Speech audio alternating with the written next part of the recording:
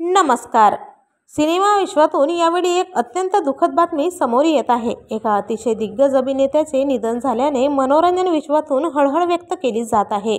त्यांच्या अशा निधनावर सर्वांनी शोक व्यक्त केला आहे. चला तर मग पाहूयात कोण आहेत ते दिग्गज अभिनेते व काय आहे संपूर्ण माहिती. पण तत्पूर्वी वायन मराठी न्यूज या चॅनलला नक्की सबस्क्राईब करा, जेणेकरून मनोरंजन विश्वातील नवनवीन घडामोडी तुमच्यापर्यंत सर्वात आधी पोहोचत राहतील.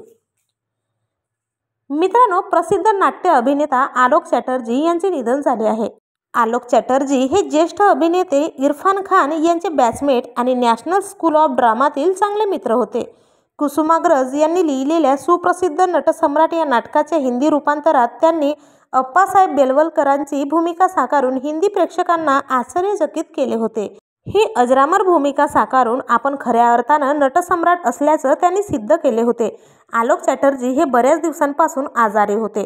त्यांच्या शरीरात संसर्ग पसरला होता, त्यामुळे त्यांच्या अनेक अवयवांनी काम करणे देखील बंद केले होते.